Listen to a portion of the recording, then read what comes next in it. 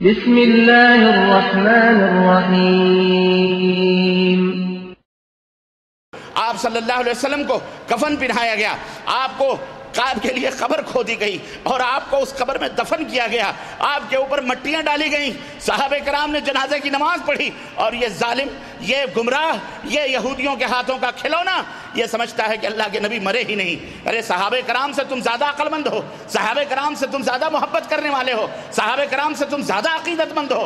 ارے توبہ کرو اللہ تعالیٰ سے، یہ کفر ہے جو من يهده الله فلا مضل له ومن يضلل فلا هادي له واشهد ان لا اله الا الله واشهد ان محمدا عبده ورسوله اما بعد فان خير الحديث كتاب الله وخير الهدي هدي محمد صلى الله عليه وسلم وشر الامور محدثاتها وكل محدثة بدعة وكل بدعة ضلالة وكل ضلالة في النار. قال الله تبارك وتعالى في كلامه المجيد: اعوذ باللہ السمیع العلیم من الشیطان الرجیم، بسم اللہ الرحمن الرحیم، یا ایہا الذین آمنوا اتقوا اللہ حق تقاته ولا تموتن الا وانتم مسلمون واعتصموا بحبل اللہ جميعا ولا تفرقوا یا ایہا الناس اتقوا ربکم الذی خلقکم من نفس واحدہ وخلق منها زوجها وبث منهما رجالا كثيرا ونساء واتقوا الله الذي تساءلون به والارحام ان اللہ كان علیکم رقیبا يا أيها الذين آمنوا اتقوا الله يا أيها الذين آمنوا اتقوا الله يا أيها الذين آمنوا اتقوا الله وقولوا قولا سديدا يصلح لكم أعمالكم ويغفر لكم ذنوبكم ومن يطع الله ورسوله فقد فاز فوزا عظيما. اللهم صل على محمد وعلى آل محمد كما صليت على إبراهيم وعلى آل إبراهيم إنك حميد مجيد. اللهم بارك على محمد وعلى آل محمد كما باركت على إبراهيم وعلى آل إبراهيم إنك حميد مجيد. تمام قسم کی حمد و ثنا، کبریائی اور بڑائی اس اللہ عز و جل کے لیے لائق و زیبا ہے جس نے ہمیں اور آپ کو پیدا فرمایا، اور بیش بہا درود و سلام اس ذات مبارکہ مطہرہ پر جن کا نام نامی اسم گرامی احمد مجتبیٰ محمد مصطفیٰ صلی اللہ علیہ وسلم۔ برادران اسلام، نوجوان دوستو، بزرگوں، بھائیوں، آج بتاریخ 19 شعبان 1434 ہجری مطابق 28 جون سن 2013 عیسوی کے اس خطبہ جمعہ میں جس موضوع پر آپ حضرات کی خدمت میں چند گزارشات لے کر کے آیا ہوں، وہ وہی میرا سابقہ موضوع ہے جو گزشتہ ہفتے میں نے آپ کی خدمت میں جس کی تشریح اور جس کی توضیح آپ کی خدمت میں پیش کی تھی، اور میں نے وعدہ کیا تھا کہ انشاءاللہ تبارک و تعالی کس طرح سے دشمنان اسلام اپنے مرضی کا کام ہم سے لیتے ہیں، کام ان کا ہوتا ہے، عنوان بڑا حسین اور خوبصورت وہ اختیار کرتے ہیں اور لیتے ہم سے ہیں اپنی مرضی کے مطابق، اور ہم ہیں کہ ہم انہی کے نقش قدم کی پیروی کرتے ہوئے، انہی کے خیالات اور انہی کے عقائد کو من و سلوہ سمجھتے ہوئے ان کے ہنسی میں، ان کی خوشی میں شریک ہوتے ہیں، ان کے حزن و ملال، غم و ماتم میں بھی ہم شریک ہوتے ہیں، اور کتنے حسین انداز سے وہ ہمیں اپنے ساتھ شریک کر لیتے ہیں۔ آئیے، میں نے بتایا تھا کہ ان کی 3 مثالیں میں آپ حضرات کی خدمت میں رکھوں گا۔ سرے دست اس حقیقت کو بھی سمجھتے چلیے کہ دین اسلام ایک مکمل دین ہے جس کے اندر کم و بیشی کا حق کسی کو حاصل نہیں۔ اللہ عز و جل نے فرمایا: الیوم اکملت لکم دینکم واتممت علیکم نعمتی ورضیت لکم الاسلام دینا، کہ میں نے آج کے دن تمہارے دین کو مکمل کر دیا ہے، اپنی نعمتوں کو پوری فرماتی کر دی ہے، اور میں دین اسلام سے راضی اور خوش ہوا۔ دوستو اور بھائیو، بدعات کی تردید اور اس کی تنقید میں اہل حق علماء نے بے شمار کتابیں تحریر فرمائی ہیں، بے شمار مضامین، پوسٹرز، پمفلیٹس، کتابیں انہوں نے لکھی ہیں، اور بے شمار علماء کی تقاریر، کیسٹس، سی ڈیز اور ڈی وی ڈیز کی شکل میں دنیا کے اندر موجود ہیں اور ہمارے درمیان چل بھی رہی ہیں۔ ان حضرات علماء نے اپنی حد تک احقاق حق اور ابطال باطل کا فریضہ انجام دیا ہے، لیکن ان بدعات کی تردیدات اور ان کے ردود میں اکثر و بیشتر ہم نے یہ دیکھا ہے ان اصحاب علم سے، فضلاء سے، علماء سے، کہ علمی نقطہ نظر سے ان بدعات پر تنقید کی گئی ہے، ان بدعات کو رد کیا گیا ہے، اور یہ ہدایت تو کی گئی ہے، ان شرک و بدعات سے بچنے کی ہدایات کی گئی ہیں، اور لوگوں کو اس کی تنبیہ بھی کی گئی ہے، اور بڑے دل نشیں انداز میں لوگوں کو یہ بتلایا گیا ہے کہ ان سے بچنے کی ضرورت ہے، اور اس میں کوئی شک نہیں کہ یہ طریقہ بھی بہت ہی مفید ہے، اور یہ اسلوب بھی بڑی حد تک نفع بخش اور فائدہ مند ہے۔ لیکن لیکن میری اپنی ایک رائے ہے. میری رائے یہ ہوئی، اور میں یہ سمجھتا ہوں کہ بدعات کے رائج ہونے کے تردید تو کی جائے، تنقید بھی کی جائے، لیکن اس کی تہوں تک پہنچنے کی ضرورت ہے. یہ بدعات پیدا ہونے کے اسباب کیا ہیں، یا کسی بدعت کے رائج ہونے کا سبب کیا ہے، اس کے پیچھے کون سی ذہنیت کار فرما ہے، اس کی کھوج کی جائے اور اس کے شر سے واقف ہو کر مسلمانوں کو واقف کرایا جائے، تاکہ مسلمان اس بدعت سے دور رہیں اور پرہیز کریں اور احتراز کریں. دوستوں اور بھائیوں، حقیقت یہ ہے کہ اس تعلق سے بھی، شعبان کے تعلق سے بھی جو بدعت ہے، میں نے اسی کو اپنا بنیاد بنایا تھا. اس تعلق سے بھی میں نے جب اس کی حقیقت اور اس کی جڑوں میں جب میں نے غور کیا، اور اصحاب علم نے بھی غور کیا، اور پہلے سے بھی الحمدللہ جب ان کی کتابوں کو میں نے پڑھا تو انہوں نے بھی ان باتوں کو، ہماری اس فکر کی تائید بھی ہوئی، اور انہوں نے بھی اس حقیقت کو اپنی کتابوں کے اندر لکھا، بلکہ ہم نے ان کے ان علوم سے استفادہ کیا، فائدہ اٹھایا. تو ہمیں یہ پتہ چلا کہ ابتدائے اسلام میں اسلام کی شان و شوکت اور اس کے غلبہ و فتوحات سے متاثر ہو کر بے شمار عجمیوں نے، بے شمار یہودیوں، مجوسیوں نے اور کرسچنوں نے اسلام کو قبول کر لیا. لیکن انہوں نے اسلام قبول تو کر لیا، لیکن ان کی غالب اکثریت جو تھی، ان کے دل سے انہوں نے دل سے اسلام کو قبول نہیں کیا. وہ دل سے راضی نہ ہوئے، بلکہ ان کے دل میں اسلام اور مسلمانوں کے خلاف آتشی انتقام بھڑک رہی تھی. وہ مسلمان اس لیے ہوئے تاکہ اسلام کا لبادہ اوڑھ کر مسلمانوں کے اندر انتقام لیا جائے، اسلام کو کسی طرح سے بدنام کیا جائے، اسلام اور مسلمانوں کو خراب کیا جائے، اور مسلمانوں کے خلاف ان کے دلوں کے اندر وہ آگ انتقام کی بھڑک رہی تھی. اس لیے انہوں نے اسلام کے حقائق جاننے اور اسلامی تعلیمات کو اپنانے کے بجائے کوشش انہوں نے یہ کی کہ اپنے سابقہ جو عقیدے تھے، ان کے دھرموں کے، ان کے مذہبوں کے جو عقیدے تھے، عجمیت پر مبنی، یہودیت پر مبنی، اور یہ جو عقیدے تھے، ان کے اوپر اسلام کی چھاپ لگا کر مسلمانوں کے عقیدوں میں پھیلا دی جائے. انہیں اسلامی لبادہ اڑھا کر مسلمانوں میں پھیلا دیا جائے، تاکہ اسلام عجمیت، یہودیت اور مجوسیت کا آمیزہ اور عجوبہ بن جائے. چنانچہ ان نو مسلموں کی جماعت، جس کا سر خیل یا جس کا امیر یا جس کا رئیس یا اس جماعت کا پروردہ یا اس جماعت کا بنانے والا عبداللہ ابن سبا، یمن کا وہ کالا کلوٹا یہودی تھا، جس نے اس جماعت کو، نو مسلموں کی اس جماعت کو تعمیر کیا. اس کی سرکردگی میں ایک جماعت تیار ہوئی جو ہر زمانے میں اپنا کام کرتی رہی، اور آج بھی وہ اپنا کام کر رہے ہیں. اس نے اپنے سابقہ عقائد کا پورا زہر مسلمانوں کے ایمان اور عقیدے میں زہر ڈالنے کی اور اس کو گھول دینے کی کوشش کی، بلکہ گھول دیا اور ڈال بھی دیا. چنانچہ حب اہل بیت اور عقیدت اولیاء کے عنوان سے انہوں نے بہت سارے مشرکانہ عقائد اور بہت سارے رسم و رواج مسلمانوں میں عام کر دیے، جو اسلام کے عقیدے اور اسلام کے منہج اور اس کے طور اور طریقے کے خلاف تھے.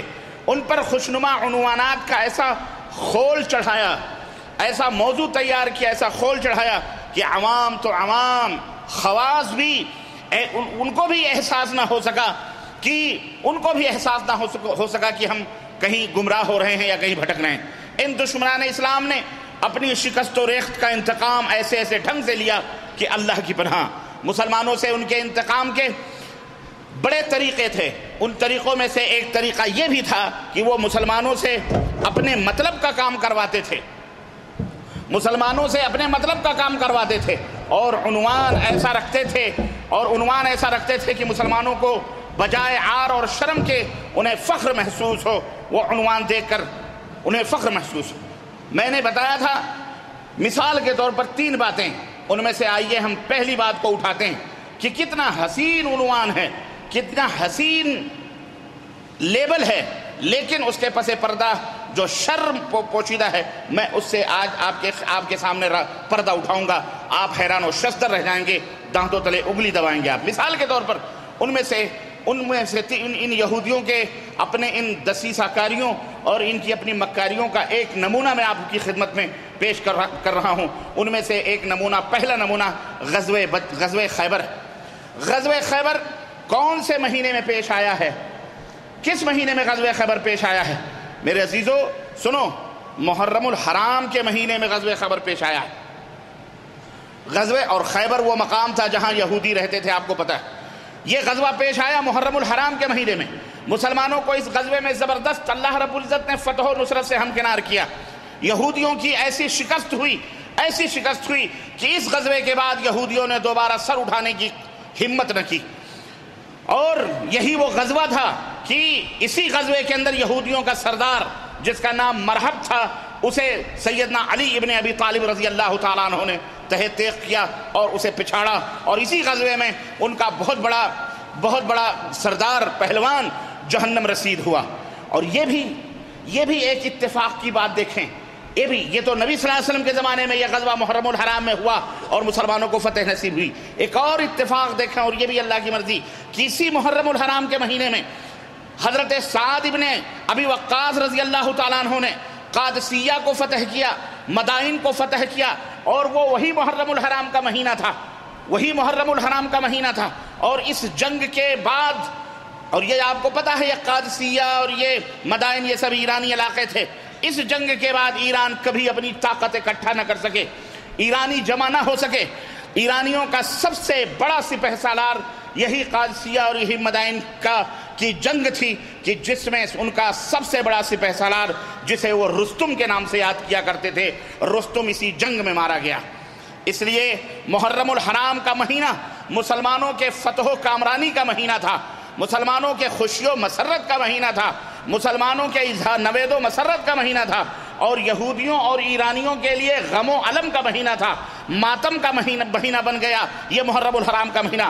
چنانچہ انہوں نے سوچا، ہم ہی صرف غم کیوں منائیں، ہم ہی صرف ماتم کیوں منائیں، ہم ہی کیوں آپ غمگین ہوں، کیوں نہ ہم مسلمانوں کو بھی ملوث کر لیں اور اپنے غم کے اندر ان کو بھی شریک کریں کسی دوسرے عنوان سے۔ چنانچہ انہوں نے عنوان چنا، انہوں نے موضوع اختیار کیا، اور وہ عنوان کون سا تھا؟ وہ عنوان اللہ اکبر، وہ عنوان جو مسلمانوں کے جشن و مسرت کا مہینہ تھا، وہ عنوان دے کر کے انہوں نے اسے سوگ اور ماتم کا مہینہ بنا دیا، یعنی شہادت حسین کا عنوان چنا۔ انہوں نے شہادت حسین کا لیبل لگایا، غم حسین کا لیبل لگایا، اور دنیا کو یہ باور کروایا جو آج خوشیاں منائے وہ نواز رسول کی شہادت پر خوشیاں منا رہا ہے، استغفر اللہ۔ حالانکہ شہادت حسین کا محرم الحرام کی خوشیوں سے کوئی رشتہ اور کوئی تعلق نہیں۔ میں نے محرم الحرام کے موقع سے یہ بات آپ حضرات کو بتلائی ہے کہ نبی کائنات صلی اللہ علیہ وسلم کی خود خوشیاں مناتے تھے، کیونکہ حضرت موسیٰ علیہ السلام کو اور ان کی فوج کو اور ان کی امتیوں کو اللہ رب العزت نے محرم الحرام یعنی 10ویں محرم کو اللہ کے رسول صلی اللہ علیہ وسلم فرماتے ہیں کہ موسیٰ اور ان کی فوج کو اللہ نے نجات عطا فرمائی تھی، اس خوشی میں ہم روزے رکھ رہے ہیں اور ہم 2 روزے رکھیں گے۔ میرے عزیزو، تحقیق سے یہ بات ثابت ہے کہ شہادت حسین کا واقعہ شہادت 10ویں محرم کو نہیں بلکہ ماہ سفر کے آخری تاریخوں میں پیش آیا ہے، سفر کے آخری تاریخوں میں یہ واقعہ پیش آیا ہے۔ اور بہرحال تاریخ میں اس چیز کے اندر اختلاف ہے۔ اسی طرح تو یہ ایک نمونہ میں نے آپ حضرات کی خدمت میں کیا کہ محرم الحرام کا مہینہ یہ ان کے غم و علم کا مہینہ تھا، ان کے ماتم کا مہینہ تھا، اور مسلمانوں کے لیے خوشی و مسرت کا مہینہ تھا۔ یہودیوں ایرانیوں کے بڑے بڑے سردار ان غزوات کے اندر مارے گئے تھے، انہوں نے کیا سوچا، ہم کیوں کم منائیں، ہم ہی کیوں منائیں، دوسروں کو بھی شریک کر دیا۔ چنانچہ عنوان غم حسین کا رکھا، اور اس طرح اپنے غموں میں مسلمانوں کو خوشیوں کو ان کے جشن کو الگ تھلگ کر کے انہیں بھی غموں میں شریک کر لیا۔ دوسری مثال ماہ ربیع الاول ہے۔ آئیے ہاں ہم کہاں کہاں لٹتے ہیں اور یہودیوں کی سازشوں میں کہاں کہاں ہم پٹے ہیں، اور وہ راز بھی میں آپ حضرات کی خدمت میں رکھتا چلوں اور اسے فاش کروں کہ آج بڑے بڑے جغادری، بڑے بڑے مفتی اعظم کے لیبل لگائے ہونے والے لوگ اور بڑے بڑے ممبر و محراب کے خطیب اور مقررین ہمارے ملکوں کے اندر بے مہار جھوٹ بولتے ہیں، مکاریوں اور عیاریوں سے امت مسلمہ کے ایمان اور عقیدے کو خراب کر رہے ہیں، فاسد کر رہے ہیں، اور ہم ہیں کہ ہم بالکل شتر مرغ کی طرح اپنے سروں کو چھپائے ہوئے یہ سوچتے ہیں کہ ہم شکاری کے جال سے بچے ہوئے ہیں۔ میرے مسلمان بھائیوں، ہوش کے ناخن لو، بیدار ہو۔ ربیع الاول کا بھی یہی رونا ہے اور یہی ہے۔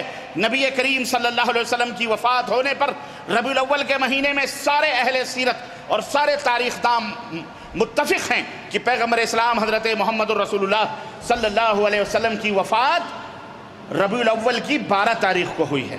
شہر مہینہ کون سا ہے؟ ربیع الاول کا مہینہ ہے، اور تاریخ کون سی ہے؟ 12 ربیع الاول کو۔ تمام اہل سیر اور تمام تاریخ داں متفق ہیں کہ اللہ کے حبیب صلی اللہ علیہ وسلم کی وفات حضرت آیات ربیع الاول کی 12 تاریخ کو ہوئی ہے۔ صرف 12 یہ پیدائش وفات 12 تاریخوں پر، اور آپ کی وفات پر تمام اصحاب رسول بھی اور تمام تاریخ داں بھی متفق، اور تمام سیرت کی کتابوں میں یہ باتیں لکھی ہوئی۔ اس مہینے میں آپ صلی اللہ علیہ وسلم کی وفات ہوئی اور وہ تاریخ 12 تھی۔ اسی طرح سے نبی کائنات صلی اللہ علیہ وسلم کے ولادت کے تعلق سے جہاں تک مسئلہ ہے، مہینے کے اندر تھوڑا سا اختلاف ہے، تاریخ کے اندر بھی اختلاف ہے۔ کچھ لوگ کچھ اور مہینہ بتاتے ہیں، لیکن تاریخ کے اندر تو مصدقہ اور متفقہ طور پر، اور تمام اہل سیر نے اللہ چند ایک کو چھوڑ کر سبوں نے جو انگریزی اور عربی تاریخ کو جوڑ کر کے انہوں نے جو نتیجہ اخذ کیا ہے، اور وہ نتیجہ یہ نکالا کہ نبی کائنات صلی اللہ علیہ وسلم کی ولادت باسعادت ربیع الاول کی 9 تاریخ کو ہوئی ہے۔ کون سی تاریخ کو؟ ربیع الاول کی 9 تاریخ کو ہوئی۔ کسی نے کہا 12 تاریخ کو، کسی نے کہا 11 تاریخ، کسی نے کہا 8۔ الغرض مختلف مورخین نے نبی صلی اللہ علیہ وسلم کی پیدائش کے مہینے اور تاریخ کو الگ الگ بتلایا ہے۔ یہ اختلاف کیوں ہوا؟ اس وجہ سے کہ نبی کائنات صلی اللہ علیہ وسلم نے نہ اپنا تاریخی مہینہ بتایا اور نہ ہی اپنی ولادت کی تاریخ بتلائی، نہ مہینہ بتلایا، نہ آپ صلی اللہ علیہ وسلم نے تاریخ بتلائی کہ میں فلانی تاریخ کو پیدا ہوا۔ نہ صحابہ نے جاننے کی کوشش کی، نہ ہی کسی صحابی سے یہ معلوم ہوا کہ اس نے کہا ہو کہ نبی صلی اللہ علیہ وسلم ربیع الاول کے اندر پیدا ہوئے اور ربیع الاول کی فلانی تاریخ کو پیدا ہوئے۔ کسی صحابی سے بھی یہ ثابت، بولو، کسی صحابی سے یہ ثابت نہیں۔ اگر رسول اکرم صلی اللہ علیہ وسلم سے کوئی بات ثابت ہے صحیح حدیث سے، تو صرف اتنا ثابت ہے کہ نبی کائنات نے فرمایا کہ میں یوم الاثنین کو پیر کے دن روزہ رکھتا ہوں اس لیے کہ یہ میری ولادت کا دن ہے، یہ میری ولادت کا دن ہے، میں اس دن پیدا ہوا ہوں اس لیے روزہ رکھ۔ اللہ کے نبی نے یہ نہیں فرمایا میں 12 ربیع الاول کو پیدا ہوا ہوں، نہ ہی آپ نے یہ فرمایا کہ میں ربیع الاول کے مہینے میں پیدا ہوا ہوں۔ اللہ کے نبی نے یہ نہیں فرمایا۔ مورخین نے جب تحقیق کی تو کبھی بھی یہ یوم الاثنین پیر کا دن 12 ربیع الاول پڑھتا ہی نہیں ہے، بلکہ 9 ربیع الاول کی تاریخ پڑھتی ہے۔ اس طرح سے انہوں نے کہا کہ نبی صلی اللہ علیہ وسلم 9 ربیع الاول کو پیدا ہوئے، لیکن آپ صلی اللہ علیہ وسلم کی وفات کون سے تاریخ کو ہوئی؟ 12 ربیع الاول کو ہوئی۔ ربیع الاول کا مہینہ 12 تاریخ تھی۔ یہ اس کے اوپر تمام محدثین اور تمام اہل سیر، سیرت دان اور تاریخ دان سارے کے سارے متفق۔ میرے عزیزوں، میرے دوستوں اور بھائیوں، 12 وفات ہم بھی کہتے تھے، نبی کی وفات کا، نبی کی موت کا دن ہے 12 ربیع الاول۔ اس دن حزن و ملال کا دن ہے، غم و علم کا دن ہے۔ صحابہ کرام جو نبی کائنات کے چہرے مبارک کو دیکھ کر اپنے ایمان کو تازہ کرتے تھے، آج وہ نبی کے چہرے کو نہیں دیکھ رہے۔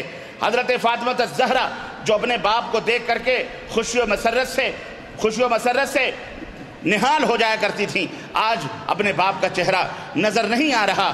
کہتی ہیں کہ ہائے اگر فاطمہ کے دل کے اوپر پہاڑ ٹوٹ پڑتا تو اتنی تکلیف نہ ہوتی جتنا والد کی وفات پر مجھے تکلیف ہو رہی ہے۔ غرض کہنے کا مطلب ہے حضرت عمر بن خطاب جیسے جلیل القدر صحابی ہوش و حواس کھو بیٹھے، ہاتھ میں تلوار لے کے نکل پڑے کہ جس نے یہ بات کہی کہ میرے نبی کا انتقال ہو گیا ہے اس کی گردن اڑا دیں گے۔ اللہ اللہ، بڑے بڑے صحابہ چیخ و پکار، مدینے کی گلیوں کے اندر آوازیں گونجنے لگیں۔ یہ عالم تھا نبی کریم صلی اللہ علیہ وسلم کی وہ 12 ربیع الاول کی تاریخ تھی جو غم و علم کا دن یا غم و علم کا مہینہ کہلاتا ہے۔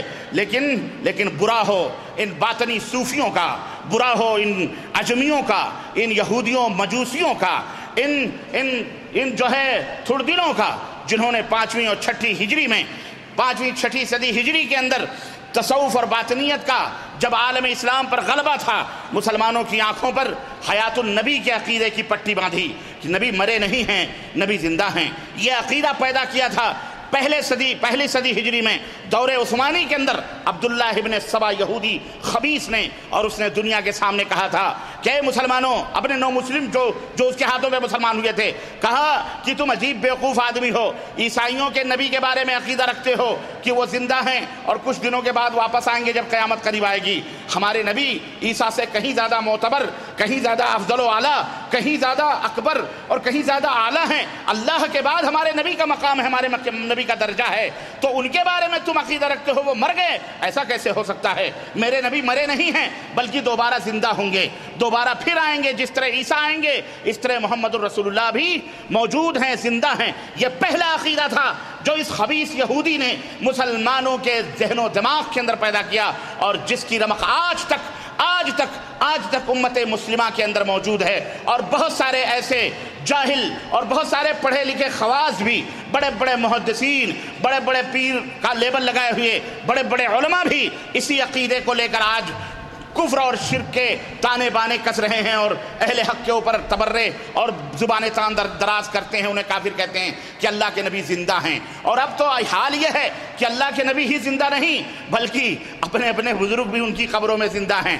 اس جماعت کا بھی بزرگ زندہ ہے، اس جماعت کا بھی بزرگ زندہ ہے، اس پارٹی کا بھی بزرگ اپنی قبروں میں باتیں کرتا ہے ان کی، یعنی اللہ کے نبی ابھی تک زندہ تھے، اب نبی نہیں بلکہ للو پنچو چمن شبراتی سارے قبر میں زندہ ہیں، یعنی کوئی ایک پوری دنیا نیچے بسی ہوئی۔ یہی حیات النبی کی وہ پٹی تھی کہ نبی صلی اللہ علیہ وسلم زندہ ہیں، مرے نہیں ہیں، اس لیے تم غم کیوں مناتے ہو؟ خوشی مناؤ۔ 12 ربیع الاول کو صحابہ کرام نے اپنے نبی کو دفنایا، کفنایا، نبی جن کی وفات ہوئی 12 ربیع الاول کو، آپ صلی اللہ علیہ وسلم کو کفن پہنایا گیا، آپ کو آپ کے لیے قبر کھودی گئی اور آپ کو اس قبر میں دفن کیا گیا، آپ کے اوپر مٹیاں ڈالی گئیں، صحابہ کرام نے جنازے کی نماز پڑھی، اور یہ ظالم، یہ گمراہ، یہ یہودیوں کے ہاتھوں کا کھلونا یہ سمجھتا ہے کہ اللہ کے نبی مرے ہی نہیں۔ ارے صحابہ کرام سے تم زیادہ عقل مند ہو، صحابہ کرام سے تم زیادہ محبت کرنے والے ہو، صحابہ کرام سے تم زیادہ عقیدت مند ہو۔ ارے توبہ کرو اللہ تعالیٰ سے، یہ کفر ہے جو نبی کو زندہ اس وقت تصور کرتا ہے، وہ ملحد ہو سکتا ہے، مرتد ہو سکتا ہے، وہ جو ہے مرتد اور ملحد ہو سکتا ہے، وہ یہودی نصرانی ہو سکتا ہے، لیکن وہ مسلمان نہیں ہو سکتا ہے۔ ہمارے نبی کو تم نے اس طرح سے حیات کہہ کر کے عقیدہ بدعقیدگی مسلمانوں کے اندر پھیلا دیا، نعوذ باللہ۔ تم نے یہ نہیں سمجھا کہ یہ یہودیوں کی سازش ہے کہ کسی طرح سے مسلمانوں کے ایمان اور عقیدے کو برباد کر دیا جائے؟ وہ نبوی طریقہ جو نبی صلی اللہ علیہ وسلم نے دیا تھا، اور وہ عقیدہ جو نبی صلی اللہ علیہ وسلم نے دیا تھا، اور وہ عقیدہ جو قرآن دے رہا ہے، انک میت وانہم میتون، تم بھی مرنے والے ہو، یہ بھی مرنے والے ہیں۔ چنانچہ اس عقیدے کو، اس قرآن کو جھوٹا قرار دیا گیا، اس عقیدے کا انکار ثابت کروایا گیا ان جھوٹے بھولے بھالے مسلمانوں سے کہ نہیں تم عقیدہ رکھو۔ آج قبر رسول پر جا کر شفاعت طلب کی جاتی ہے، بیٹا طلب کرتے ہیں، بیٹی طلب کرتے ہیں، وہاں جا کر کے اپنے بیٹیوں کی شادیاں، رب کعبہ کی قسم ہے، منبر رسول سے میں یہ بات دعوے کے ساتھ کہتا ہوں، ہمارے بر صغیر کے ایسے بھی جاہل مسلمان ہیں جو اپنی بیٹیوں کی شادیوں کی کارڈ بھی نبی کائنات کے مزار کے پاس جا کر کے ڈال کے آتے ہیں کہ آپ دعوت میں آنا، میری بیٹی کی شادی ہے۔ اعوذ باللہ، استغفر اللہ۔ ہم نے دیکھے وہ کارڈ، ہم نے دیکھے، یہ کیا عقیدہ ہے؟ یہ کس نے؟ یہ ان باطنی صوفیوں کا عقیدہ، جاہلوں کا، جنہوں نے مسلمانوں کے درمیان پھیلایا۔ تو یہ میرے عزیزو، یہی حیات النبی کا عقیدہ پیدا کیا گیا، اور آنکھ پر میلاد النبی کی پٹی باندھی گئی، چرکا دیا گیا، نبی زندہ ہیں، اور جب زندہ ہیں تو پیدا ہوئے، میلاد النبی کی پٹی باندھی گئی، ہائے عشق و محبت کے نعرے لگائے گئے، اور جناب علی جشن اور جلوس، اس مہینے میں جشن منانے اور خوشیاں منانے پر مسلمانوں کو لگا دیا۔ جس مہینے میں وفات رسول ہے اسی مہینے میں جشن عید میلاد النبی کا خوبصورت سا ٹائٹل دیا گیا، اور اس طرح سے ان جاہل مسلمانوں کو اس کے پیچھے لگا دیا گیا۔ مجھے ذرا بتاؤ، کسی بھی غیر مسلم یا کسی بھی غیر قوم کا آدمی گرے سے گرا ہی کیوں نہ ہو، کافر سے کافر بدترین مجرم ہی کیوں نہ ہو، گری سی گری بھی قوم ہو، مجھے ذرا بتلاؤ کہ آج تک کیا کسی بھی قوم نے اپنے مرے ہوئے لیڈر کا جشن منایا ہے؟ اس کی وفات پر خوشیاں منائی ہے؟ ہرگز نہیں۔ لیکن یہ مسلمان ہیں جنہیں دیکھ کے شرمائے یہود آج اسلام کا کلمہ پڑھنے والے میلاد کے عنوان سے حب رسول کا لیبل لگا کر عشق مصطفیٰ کی ڈانس کر کے اور ناچ اور گانے اور بھنگڑے کر کے جشن اور خوشیاں منا رہے ہیں۔ گھروں، بازاروں، چوکوں، چوراہوں، دکانوں، گلیوں، کوچوں کو سجا رہے ہیں قمقموں سے، اور آمد رسول ہے بہار، آمد مرحبا مرحبا مرحبا یا رسول اللہ مرحبا جھنڈے پھہرا رہا ہے یہ جاہل، ہزاروں لاکھوں کے لوگوں کو الو بنا رہا ہے چوکوں چوراہوں پر، اور ہری پیلی جھنڈیاں لہرا کر نبی کا استقبال۔ استغفر اللہ، یہ دین اسلام کا اتنا بڑا تمسخر اور اتنا بڑا مذاق کسی یہودی، کسی کرسچن نے بھی نہ اڑایا ہوگا، جو آج یہ جاہل مسلمان کلمہ پڑھنے والا محمد الرسول اللہ صلی اللہ علیہ وسلم کی عقیدت کا نام لے کر نبی کائنات کی توہین کر رہا ہے۔ اعوذ باللہ، استغفر اللہ۔ یہی یہودیوں کا کام ہے کہ وہ عنوان بڑا خوبصورت لگاتے ہیں، کام تم سے لیتے ہیں، مرضی ان کی ہوتی ہے، اپنی مرضی کے مطابق نبی کی وفات پر خوشیاں منائے گئے۔ اور یہی یہودی ہیں، یہی کہتے ہیں حط المشمش التفاح دین محمد واللہ راہ۔ اب مشمش کو تفاح سیب کے اوپر رکھ کر کے کھاؤ، کشمش اور بادام، کیونکہ محمد کا دین اب جا چکا ہے۔ یہودی اپنے اس سازش میں کامیاب ہوئے۔ وہ آگ جو انتقام کی اسلام اور مسلمانوں کے تعلق سے ان کے دلوں میں بھڑک رہی تھی، اس آگ کا انتقام انہوں نے تلواروں سے نہیں لیا، انہوں نے تمہیں بدعقیدہ بنا کر کے لیا ہے، تمہیں بے ایمان بنا کے لیا ہے، دین محمد چھڑا کر کے لیا ہے، محمد الرسول اللہ کے لائے ہوئے منہج و عقیدے سے دور ہٹا کر کے انہوں نے اپنا انتقام لیا ہے۔ میرے عزیزو، میرے بعد میں کوئی بھی، جبکہ دنیا کے اندر کوئی بھی بدباطن سے بدباطن قوم اپنے پیشوا اور رہنما کی وفات پر جشن نہیں مناتی، لیکن یہ مسلمان ہیں جو اپنے رہنما، اپنے قائد اعظم، امام اعظم حضرت محمد الرسول اللہ صلی اللہ علیہ وسلم کی وفات پر جشن منا رہے ہیں۔ ہائے، یہ مسلمان ہیں جو جشن منا رہے ہیں، نبی کی میلاد کا نام لے کر وفات کا جشن منا رہے ہیں۔ یہ دوسری مثال تھی جہاں مس گائیڈ کیا گیا مسلمانوں کو، نبی کی وفات پر میلاد النبی کا ٹائٹل لگا کر ان کو وفات کے اوپر خوشیاں منانے پہ لگا دیا۔ تیسری مثال دیتا ہوں میں، تیسری مثال آؤ، رجب کے مہینے کا کوڑے کا بھی یہی حال ہے۔ یہ فاتحہ میٹھی چیز یعنی پوری اور کھیر پر دلائی جاتی ہے رجب کے اندر، 22 رجب کو پوری اور کھیر پر یہ فاتحہ دلوائی جاتی ہے، اور یہ لازماً ایسی بات کی یادگار میں ہوتی ہے، یہ جو فاتحہ کھیر اور پوری پہ ہوتی ہے، ایسے بات کی یادگار میں یہ فاتحہ ہوتی ہے جس سے کوئی بھی ادنا بھی ایمان رکھنے والا باحیا مسلمان، باغیرت مومن، میں بے غیرت مشرک کی بات نہیں کرتا، نہ بے غیرت مبتدع بدعتی کی بات کرتا ہوں، کیونکہ ان کی تو حیا مر چکی ہے، کھانے پینے کا کام ہے ان کا بس، دنیا اور کوئی نہیں۔ میں باغیرت موحد اور باغیرت متبع سنت کی میں بات کرتا ہوں کہ ایسی بات کی یادگار میں یہ کھیر اور پوری پکائی جاتی ہے جس میں اہل ایمان کے منہ کا مزہ کڑوا ہو جائے، اس حقیقت کو سن کر منہ کڑوا ہو جائے، چہرے سکڑ جائیں، شکن آلود ہو جائیں۔ اس فاتحے کے ذریعے کوشش کی گئی کہ مسلمان بجائے تلخی اور کڑواہٹ محسوس کر کے اپنا منہ میٹھا کریں اور خوشیاں منائیں۔ کس بات پر؟ رجب سن 60 ہجری کا کی وہ تاریخ، اور رجب 22 رجب کی وہ تاریخ، اللہ اکبر، ایک ایسے عظیم الشان بہادر اور مجاہد اور اسلامی کمانڈر اور حکمران کو کی وفات کا مہینہ اور تاریخ ہے جس نے عہد مرتضوی کی برادر کشی اور باہمی خوریزی کو ختم کر کے مسلمانوں کو ایک پرچم کے تلے جمع کر دیا تھا۔ انہی کا وہ مبارک عہد اور زمانہ ہے جس میں خلافت راشدہ کی برکتیں لوٹ آئی تھیں، فتوحات اسلامیہ کا سلسلہ شروع ہوا، ملک میں امن و امان قائم ہوا۔ یہی وہ ہستی ہے جو سیدنا فاروق اعظم رضی اللہ تعالیٰ عنہ کی وفات کے بعد کسی کی وفات پر اسلام اور مسلمانوں نے خود کو یتیم نہیں سمجھا، لیکن یہ ہستی جب اللہ کو پیاری ہوتی ہے تو ان کو اپنے آپ کو اسلام اور مسلمان یتیم سمجھنے لگے۔ اللہ اکبر، یہی وہ ہستی ہے کہ آسمان سے وحی اترتی تھی، نبی کائنات حکم دیتے تھے اکتب، لکھو اللہ کے اس فرمان کو، یہ کاتب وحی۔ یہی وہ ہستی ہے جس کی ہمشیرہ، جس کی بہن ہماری اور آپ کی اور قیامت تک آنے والے تمام مومنوں کی ماں کا درجہ رکھتی ہے، جسے ام المومنین کہا جاتا ہے، حضرت ام حبیبہ رضی اللہ تعالیٰ عنہ۔ یہی وہ ہستی ہے جو تمام قیامت تک آنے والے مومنین مسلمانوں کا ماموں کا درجہ اور مقام رکھتا ہے جسے نبی کائنات نے خال المومنین کا خطاب عطا فرمایا۔ یہی وہ مبارک ہستی ہے جس نے اپنے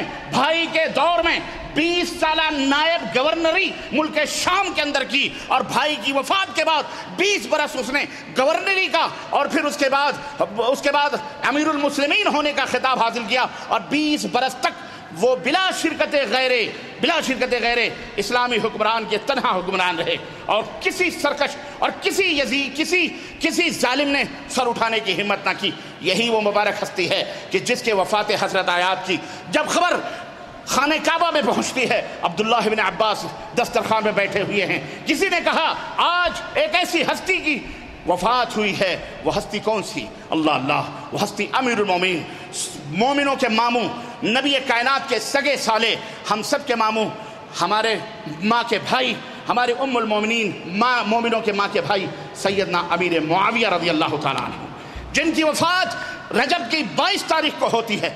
اور آج انہی کی وفات پر جب عبداللہ بن عباس نے سنتے ہیں، دسترخوان لپیٹ دیتے ہیں، کہتے ہیں آگے عظیم بطل اسلام کی آج وفات ہوئی ہے۔ اس کی وفات پر پوری اور کھیر پکائی جا رہی ہے، اور رجب کے کنڈے بھرے جا رہے ہیں، خوشیاں منائی جا رہی ہیں۔ جن کی وفات کو سن کر دل ٹکڑے ہو جائے۔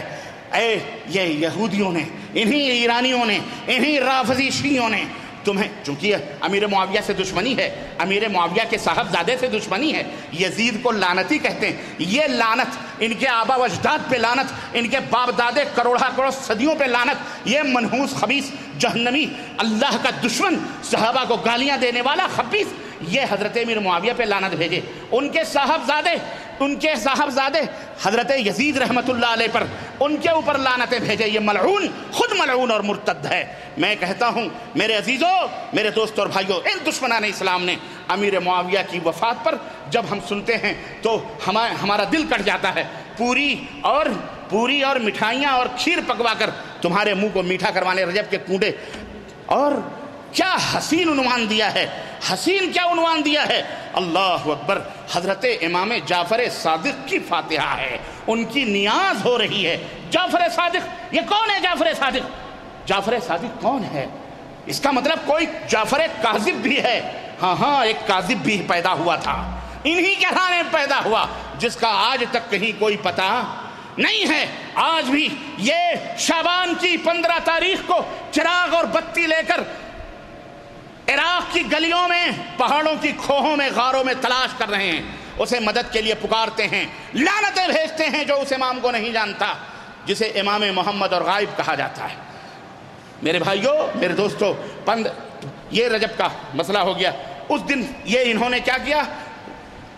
جعفر صادق کے فاتحے، اس کی تحقیق میں نے بتائی ہے رجب کے کنڈوں کے موضوع پر۔ چوتھا اور آخری جو مسئلہ ہے، یہ 15 شعبان کا بھی بالکل یہی مسئلہ ہے۔ 15 شعبان سے اسلام اور مسلمانوں کا، قرآن و سنت کا کوئی تعلق اور رشتہ نہیں ہے، یہ صرف کہاں کی اینٹ کہاں کا توڑا بھان مچھی سے رشتہ جوڑا۔ ہمارے ملاؤں کی اپنی کیا کہتے ہیں، نخشیریں ہیں، اور ان کی ذہنی اپج ہے جو کہاں سے کہاں جوڑتے ہیں۔ 15 شعبان کو حلوے پکاؤ، ماٹھے پکاؤ، اور گیس میں پیٹرومیکس لے کے قبرستان جاؤ، قبروں کو باقاعدے گھاس بھوس صاف کیے جاتے ہیں، اگربتیاں سلگائی جاتی ہیں، جو ٹوٹ چکے ان کو بنایا جاتا ہے، ان کے پاس حلوے رکھے جاتے ہیں، اگربتیاں سلگائی جاتی ہیں، زندگی بھر کبھی نہیں جاتے، سال میں ایک دفعہ قبروں کی زیارت کر کے، اور اس طرح مردوں کو بلانے جاتے ہیں۔ یہ مردوں کی عید ہے، مردوں کا فاتحہ، کئی اس کے اندر کہانیاں ہیں۔ میرے عزیزوں، میرے مسلمان بھائیوں، حقیقت کیا ہے؟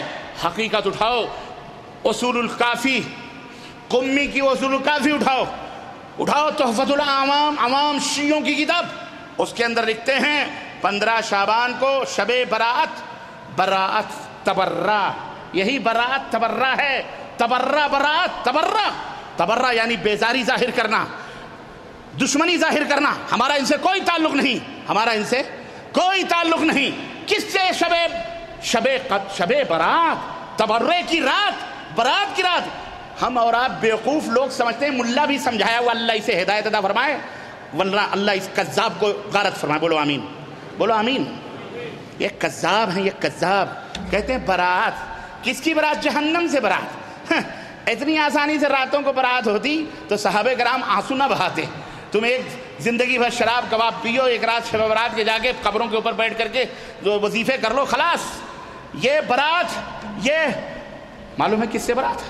یہ برات سیدنا ابو بکر صدیق سے، سیدنا عمر فاروق اعظم سے، سیدنا عثمان غنی سے، سیدنا علی بن ابی طالب، سیدنا عثمان غنی سے، اور تمام صحابہ کرام اور تمام اہل السنہ والجماعت سے برات کا اظہار کرتے ہیں. یہ خبیث شیعہ اس 15 رات 14 شعبان کو، کیونکہ اس کی صبح کو محمد الغائب پیدا ہونے والا ہوتا ہے. یہ محمد الغائب کون ہے؟ یہ امام حسن عسکری جو ان کا 11واں امام ہے، اس کا بیٹا ہے. لیکن اس کا بیٹا پیدا بھی نہیں ہوا، ماں حمل سے ہوئی، وہ حمل بھی کہاں غائب ہوا کچھ پتہ نہ چلا.